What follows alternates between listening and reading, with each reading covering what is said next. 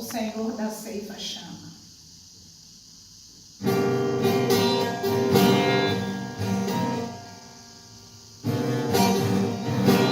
O Senhor da ceifa está te chamando.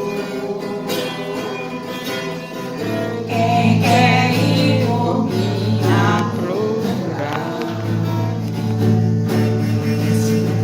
Almas que vão chorando, sem da salvação participar.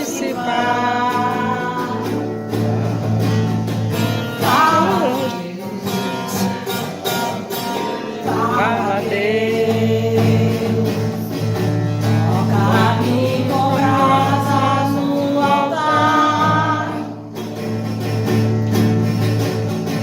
Fala, Deus, sem alegre atendo ao teu mandar. O profeta Deus se aproximando, considera-se um pecador, mas o fogo santo queimando torna útil para o seu Senhor. Fala, Deus, fala, Deus,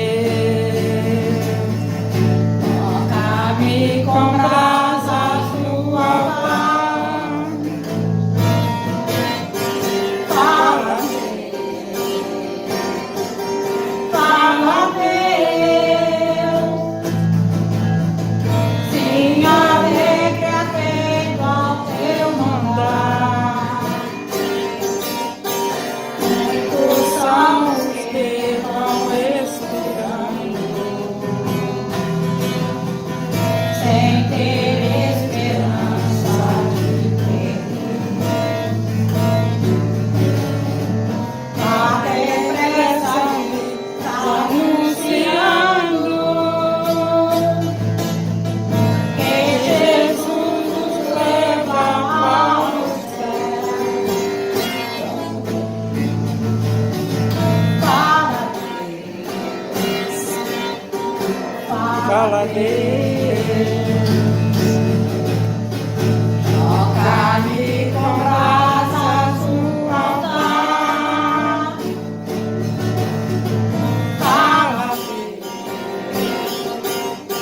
Fala, Deus,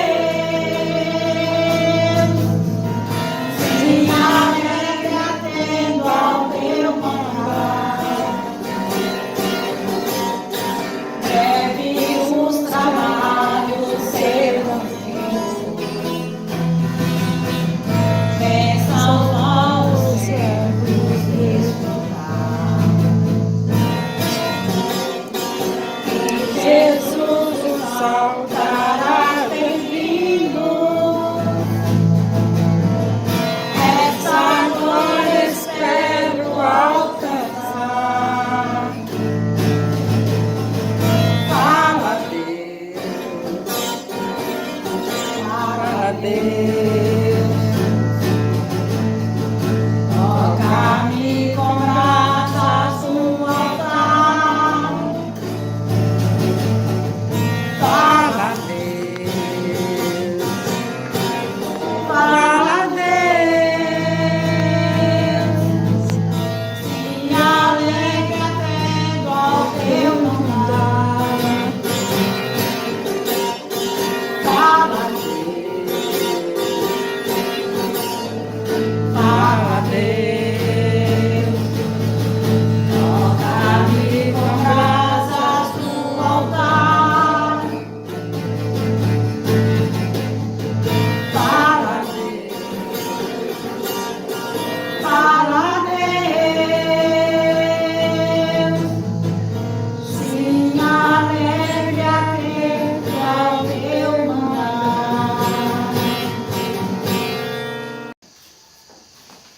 Paz do Senhor, Jesus, é mais uma vez um motivo de muita alegria, né, poder estar aqui trazendo mais um estudo, trazendo mais uma palavra, mais uma meditação, buscando sempre, né, essa comunhão com o Evangelho, para assim podermos estarmos sempre buscando essa proximidade, estarmos próximos do nosso Senhor Jesus Cristo, ao qual nos confessamos, né, como nosso Senhor e Salvador. E como já é o nosso costume, antes de iniciarmos, né, a leitura, o nosso estudo, eu convido a igreja para que possamos fazer a nossa oração ao Espírito Santo. Meu Deus, meu Pai amado, em nome de Jesus Cristo, clamamos agora, Senhor, a comunhão com o Teu Espírito Santo, a comunhão neste estudo, para que Ele nos guie, nos dê o entendimento, a interpretação, né, o conhecimento da palavra, o conhecimento do Evangelho. Para isso, meu Pai, elevamos os nossos corações e mentes a Ti, clamando para que o Teu Espírito Santo aqui esteja conosco, clamando para que a palavra que hoje produzida possa ser recebida e discernida espiritualmente, e através do discernimento espiritual que ela possa produzir frutos, e que estes frutos sejam todos sempre para a honra e glória do nosso Senhor Jesus Cristo, para a edificação da igreja espiritual e para a nossa comunhão com o Evangelho, mantendo assim a nossa firmeza na caminhada até o dia do Senhor. É a oração que te fazemos, meu Pai, em nome de Jesus. Amém. Amém. Amados, eu vou fazer a leitura, convidar todos para que possamos voltar à nossa segunda epístola de João. Vamos finalizar ela hoje. Eu vou estar lendo do versículo 7 ao versículo 3. Então, segunda epístola de João, 7 a 13. 13. Amém? Porque muitos enganadores têm saído pelo mundo afora, os quais não confessam Jesus Cristo vindo em carne. Assim é o enganador e o anticristo.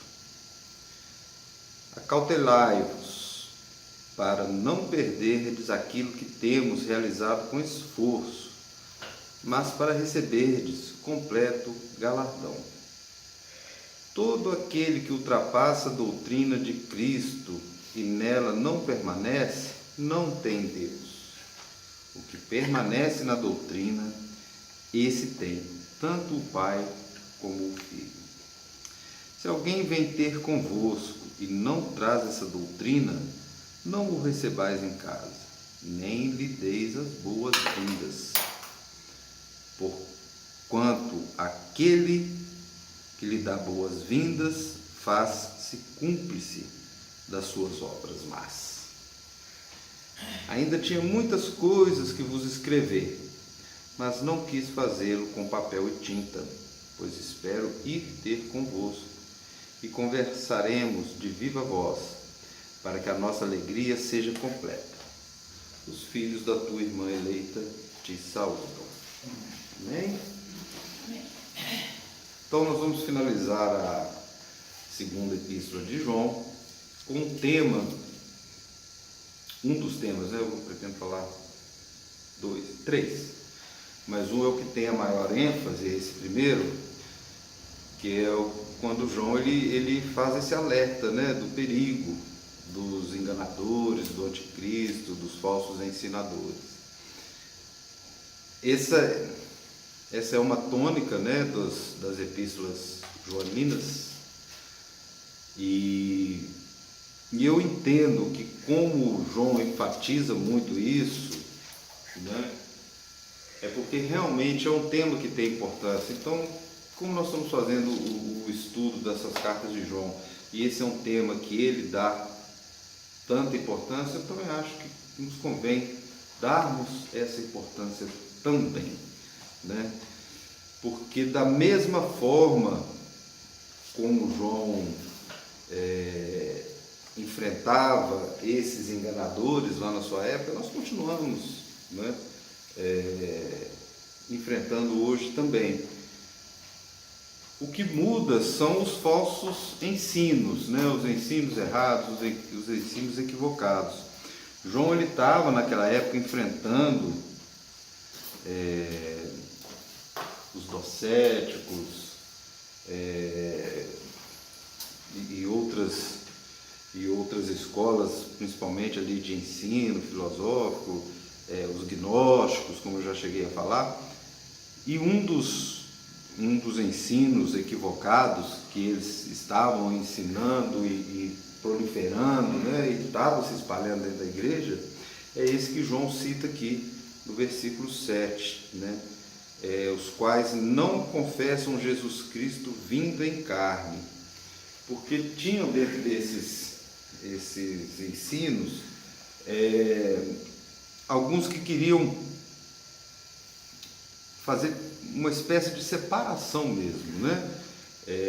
De que o Jesus, a figura humana, não era o Filho de Deus, que o Filho de Deus seria um espírito que teria habitado a carne de Jesus, mas que assim que ele foi morto, o espírito voltou à vida espiritual, a habitar ao lado de Deus, e aí eles negavam a ressurreição. Então eram deturpações do ensino, e que eram feitas de maneira muito firmes e constantes, e aquilo estava realmente contaminando a igreja. Então João traz esse tema novamente, né? E ele cita nessa segunda epístola, ele cita especificamente essa heresia daqueles que não confessavam Jesus Cristo vindo em carne, né? Porque a encarnação de Cristo, ela é uma verdade fundamental da nossa base, da nossa fé cristã, né? Então, isso João ele está mostrando como que esses falsos ensinadores, eles conseguiam, de uma maneira muito eloquente, vamos dizer assim, de fazer as pessoas acreditarem mesmo, negavam verdades fundamentais, né?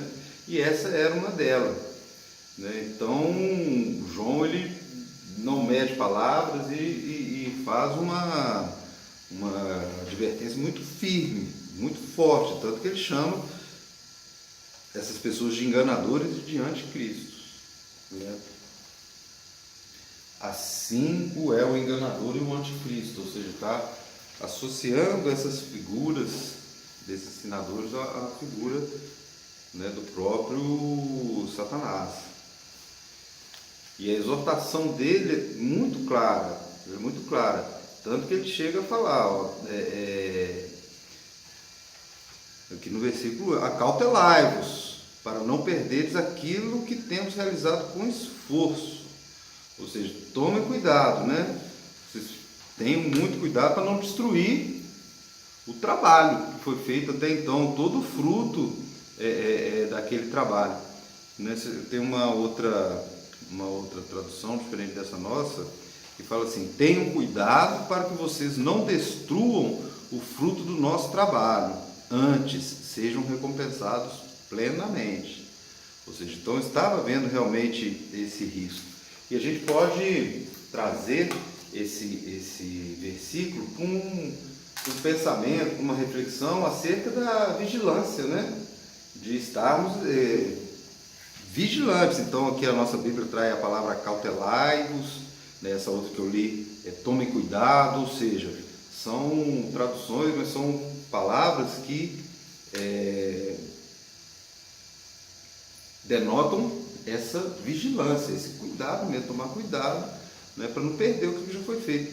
Então, o João está enfatizando que nós cristãos devemos ser diligentes em guardar a verdade, pois o engano pode comprometer o nosso progresso espiritual. E se pensarmos, né, apontando para a nossa salvação e apontando para também uma das verdades fundamentais da nossa fé, de que nós teremos, né, uma vida espiritual posterior a essa vida terrena, ela pode estar até ameaçada, comprometida, caso não haja essa vigilância. E essa vigilância, ela é importante porque esses falsos ensinamentos, eles vêm revestidos de uma forma, de uma apresentação, vamos dizer assim, de uma roupagem que engana mesmo aqueles que não estão vigilantes, né, como o próprio apóstolo nos ensina aqui. Engana. Tanto que João ele chama de falsos ensinadores, aqui ele chama de enganadores, enganam mesmo. Então é um alerta que João estava fazendo para a igreja daquela época e que ele continua presente até hoje. Ele tem que ser vigilante, porque senão nós podemos ser enganados mesmo. E hoje a gente vê os incrementos, né, como que as formas de engano em tudo na nossa vida estão cada vez mais apuradas, né, e podem nos levar mesmo a errar. As fraudes, por exemplo, né, fazendo uma comparação, hoje tem fraudes aí que a gente cai se não tiver uma vigilância total, uma atenção total. E assim também é no mundo espiritual, né? Da mesma forma que nós temos que nos acautelarmos para não cairmos nas fraudes aqui mundanas, assim também deve ser no mundo espiritual. É tomar cuidado mesmo, porque os ensinos que estão aí podem enganar. Nós, no final, nós vamos voltar mais um pouquinho aí nessa temática. E além disso, além de advertir, de fazer esse chamado para vigilância, João ele também, como presbítero, né, vocês lembram que no início da carta ele se apresenta como presbítero. O presbítero é um ancião, é uma pessoa que tem, né, eu expliquei aqui, é uma pessoa que tem conhecimento, experiência. Então ele ainda dá uma instrução prática aqui, ó. Que está no versículo 10. Se alguém vem ter convosco e não traz essa doutrina, não o recebais em casa, nem lhe deis boas-vindas. Ou seja, ele está falando, olha, o perigo é tanto que se você ficar dando muita moral, ficar debatendo muito, aceitando conversar com esse pessoal, ele corre o risco deles te enganarem, né? Isso pode até parecer muito rigoroso, né? Fala assim, não, mas João está pegando pesado com a turma, falou para nem receber eles em casa, mas eu acho que isso é uma forma de que João está demonstrando, né, a gravidade do tema, a gravidade que é você ficar dando muito espaço para esses falsos ensinadores, dando muito espaço para ficar ouvindo essas falsas doutrinas e isso poder, de alguma forma, ali, bagunçar o entendimento e começar a trazer dúvida, começar a trazer questionamentos e, como o próprio apóstolo nos ensina, a gente acabar perdendo tudo aquilo que já foi conquistado, né? O fruto do trabalho, como a outra tradução que eu falei traz.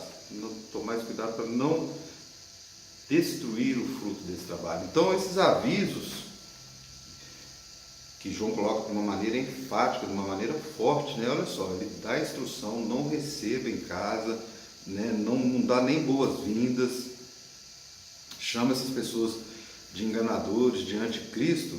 Então, todas essas colocações fortes e duras de João para nos lembrar, para nos exortar de que o discernimento ele é crucial, ele é fundamental na nossa vida cristã, né? Então a gente proteger o nosso pensamento, a nossa consciência, a nossa igreja do engano, vai exigir que nós sejamos firmes, compromissados com a verdade, que a gente tenha uma postura de alerta constante, de vigilância constante, né?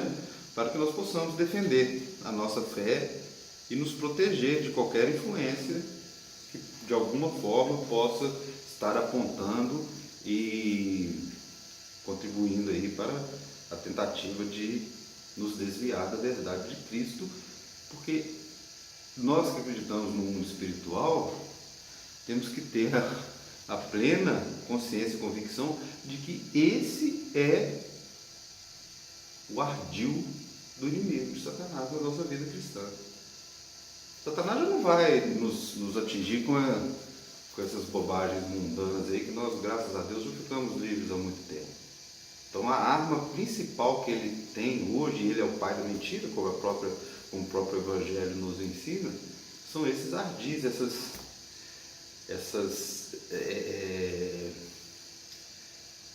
estruturas de engano, essas tentativas de um engano talvez um pouco mais sutis, mas que nos levam por caminhos errados e que possam começar a minar, né, todo o trabalho que nós construímos. Então, esse é a tônica dessa primeira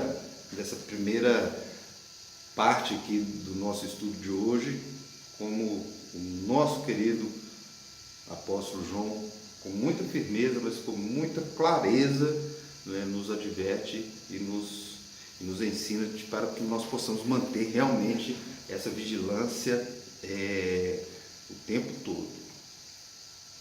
E uma outra colocação que João traz aqui também, quando ele fala aqui, né, diante de todo esse contexto que nós acabamos de falar, de todos esses perigos, ele fala que todo aquele que ultrapassa a doutrina de Cristo e nela não permanece, não tem Deus.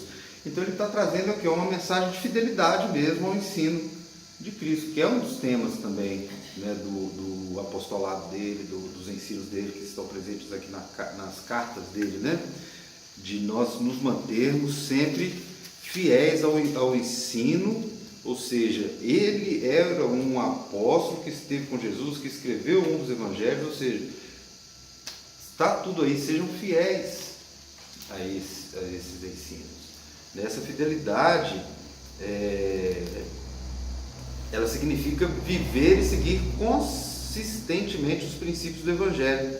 Ou seja, aqueles que se afastam ou tentam adicionar algo a mais, ficar incrementando, que é o que a gente mais vê hoje, eles tentam incrementar de tudo da vida mundana dentro dos ensinos do Evangelho, pode também significar essa perda de comunhão, e você se preocupa mais em cumprir ritos ou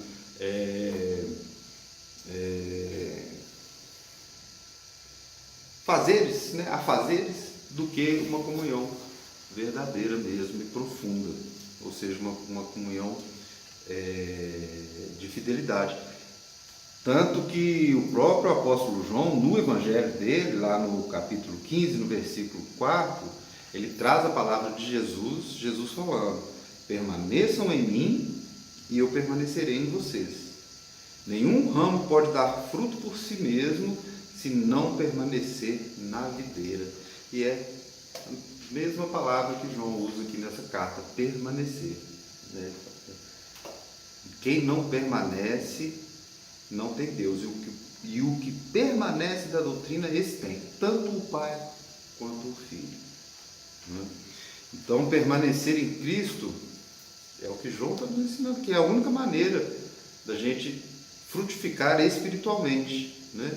E essa permanência, ela não pode ser negociada nem comprometida com esses ensinos que ele está combatendo aqui agora, e que até hoje a gente vê que é uma temática importantíssima, porque isso continua acontecendo, né? Mais incrementados de outras maneiras, mas continua acontecendo. E eu acho que enquanto existir o mundo carnal, vai ser sempre uma luta mesmo, né, da carne contra o espírito e contra os falsos enganadores, os falsos mestres. Isso sempre vai acontecer.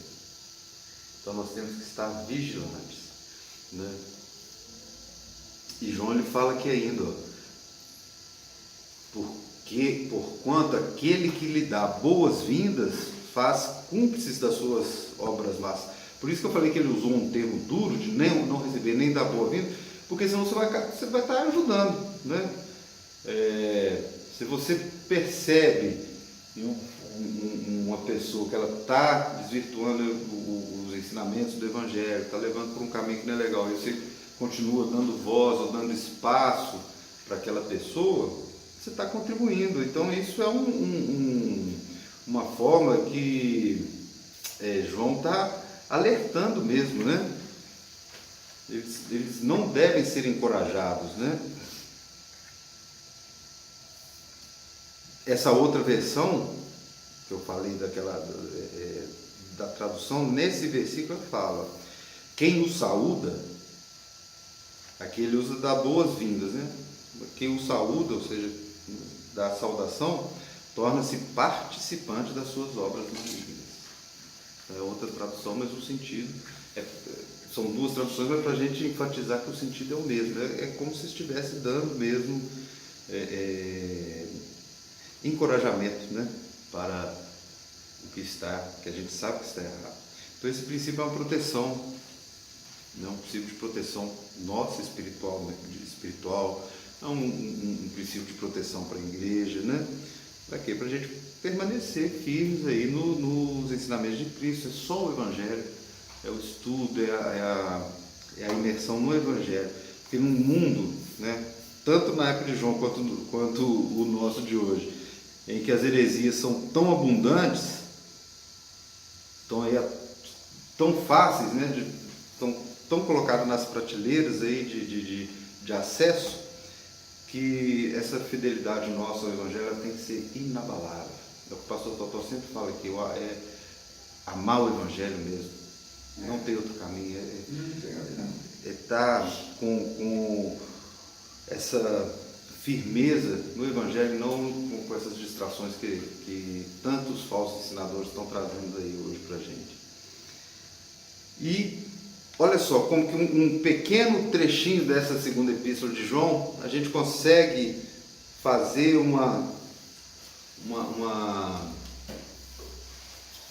correlação de ensinos e de aplicações práticas. Porque a gente pega assim, o versículo 12 e 13 e fala assim, ali está só despedindo, né? Que são as saudações finais. Mas olha dentro da saudação final dele, o que ele fala. Ainda tinha muitas coisas que vos escrever, mas não quero fazer com papel e tinta, eu quero ir ter convosco pessoalmente. Entendeu? Então aqui João ele tá demonstrando, numa forma de despedir, numa saudação final, a importância disso que a gente faz, que é dessa comunhão pessoal, dessa troca de experiência, de ideias, e a gente trazer o estudo, na hora que acaba o estudo a gente ter a oportunidade de discutir, debater, mostrar o entendimento, ou dúvida, não importa, e isso acontece pessoalmente, né? João, ele poderia continuar escrevendo a carta, ele está falando que tem muita coisa para dizer, já estava ali com o papel e com a tinta, por que não continuar escrevendo e já dizer ali na carta aquilo que ele queria?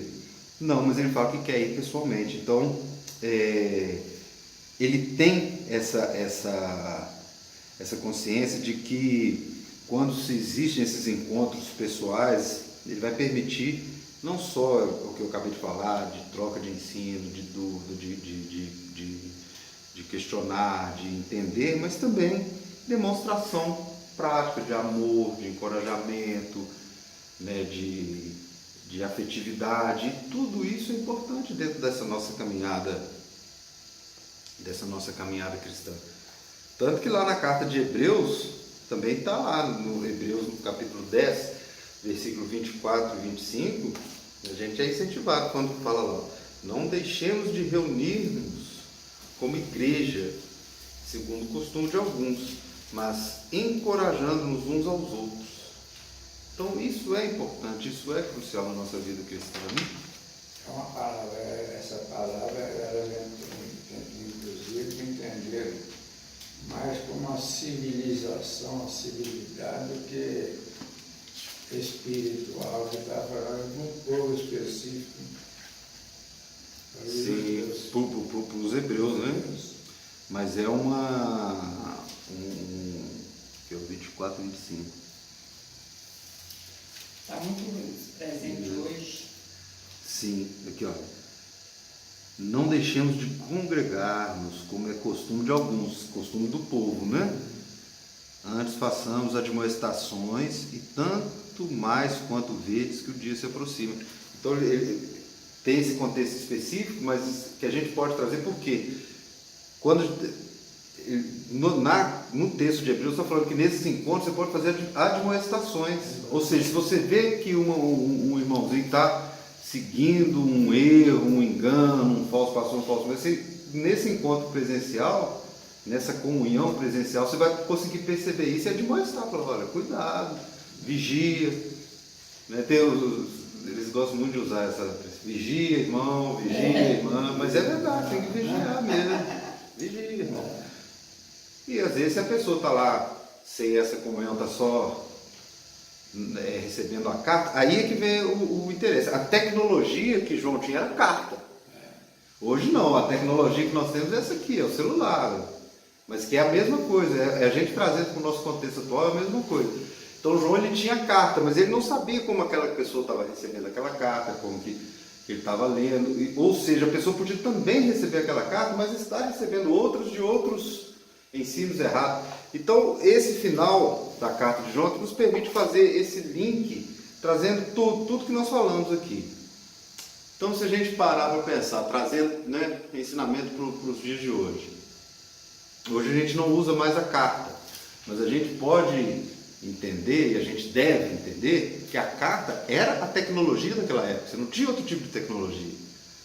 A gente pensando que os deslocamentos demoravam dias, semanas, às vezes até meses. E a carta talvez ela tinha formas mais rápidas de chegar, né? Que passa de mão em mão, então você ganha tempo. Mas era a tecnologia que ele tinha. Então ele tinha aquela tecnologia à disposição dele, mas ele deixa uma mensagem final falando assim, olha, eu não vou usar essa tecnologia, eu quero estar presencialmente. E a mesma coisa hoje com o celular. Quando a gente abre um celular, numa rede social, no YouTube, eu não tenho como falar em percentualmente, mas eu ouso dizer que a maior parte dos ensinos na área do Evangelho, dos ensinos cristãos, contém erros. Erros crassos, erros grosseiros, muitas vezes são erros de entendimento, às vezes não é um erro de maldade, é apenas uma forma de interpretar dentro daquela visão que aquelas pessoas têm, talvez foram instruídas nela e caminharam uma vida nela, mas que se a gente não encontra respaldo do Evangelho puro e simples, como também os ensinos que aí já tem o lado maléfico mesmo, de em certo ponto prejudicar a vida, a saúde das pessoas. Eu vi um vídeo essa semana que me chocou muito, e um profeta, né, um auto-intitulado profeta, veja bem, mirim, uma criança profetizando na vida de uma mulher a cura e jogando os remédios daquela mulher fora. Vejam, olha o nível do que nós estamos lidando hoje de falsos ensinamentos de falsos mestres.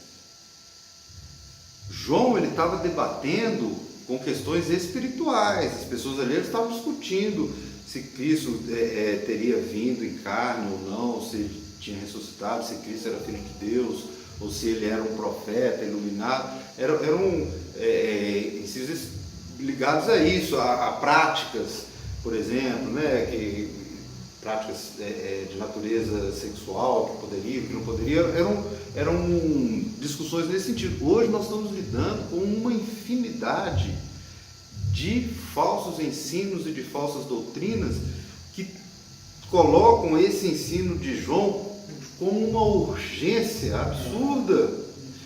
E é importante, então, como ele repete isso várias vezes na carta dele, a gente trazer isso. Nós estamos fazendo um estudo do início ao fim das cartas de João, e se ele repete esse tema, esse ensino, então nós também vamos repetir, e que as pessoas possam ouvir, e que por misericórdia mesmo de Deus tenham o discernimento aberto, expandido, para não cair nesses tipos de engano, porque são muitos. Então eu vou citar esse exemplo que eu vi, que me chocou muito, dessa criança se autodenominando profeta e trazendo com certeza um prejuízo para a saúde da pessoa, que a gente não sabe nem como pode ser o desdobramento, que aí vai além do desdobramento espiritual, que ali já está, se aquela pessoa está acreditando, e aquela senhora estava acreditando, que aí chora e tem toda aquela comoção, aquela manipulação mental, mas também colocando a própria vida dela em risco, né? E o outro é o que está mais proeminente hoje, que a gente não pode se omitir e deixar de falar, que é essa utilização do nome de Jesus, da nossa fé, para manipulação política. Hoje a gente está vendo manifestação de rua sendo organizada e comandada por um pastor, um dito pastor, né? E esse pastor atacando princípios basilares da nossa sociedade, princípios democráticos, princípios constitucionais, princípios cristãos, mas tudo usando o nome de Jesus. Hoje, eu ouso dizer, porque é o meu entendimento, né, me perdoe os que pensam o contrário, mas sempre respeitando todos os pensamentos em contrário, mas esse falso ensino de entrelaçamento entre religião e política é o mais danoso para a nossa sociedade, é o mais danoso para a vida espiritual. Eu acredito ainda que ele é muito mais danoso do que esse ensino que nós estivemos enfrentando nos últimos anos, que é essa teoria da prosperidade, de tentar tirar dinheiro das pessoas. Porque eu ainda vejo que tem pessoas que chegam num certo ponto que já não tem o que dar, não vão dar. Mas e essa questão política? O voto sempre eles vão estar dando, e esse voto vai estar sempre sendo manipulado, e sempre sendo um instrumento de manipulação de poder, e utilizando o nome de Jesus para esse poder, que é uma questão que Jesus em momento nenhum nos ensina, em momento nenhum. Jesus ele passou o ministério dele todo justamente enfrentando os fariseus, os saduceus, que eram os religiosos daquela época, que estavam da mesma forma ali entrelaçados, imiscuídos com o poder do Império Romano e aceitando e ajudando na opressão do próprio povo. 2000 anos depois continua, mas hoje está de uma maneira muito maior, porque hoje está muito mais organizado, e hoje é um falso ensino, uma falsa doutrina mundial. Eles estão entrelaçados, não está acontecendo só no Brasil, está acontecendo no mundo todo, e usando o nome de Jesus e sendo praticado pelos cristãos que estão sendo seduzidos e enganados pelos falsos ensinadores. Então, não tem como não trazer essa mensagem de João para os nossos dias de hoje, deixar essa reflexão, mas lembrando que, mesmo diante de toda essa dificuldade, mesmo diante de todo esse enfrentamento, isso sempre vai existir, porque é a dualidade do bem contra o mal, é a dualidade, é a nossa batalha espiritual, é a batalha espiritual de todos os cristãos. E como que nós vamos enfrentar essa batalha? É como o próprio João nos ensina, através da fidelidade ao ensino verdadeiro de Cristo. E o ensino verdadeiro é o que está no Evangelho. Como coloca muito bem aquele autor,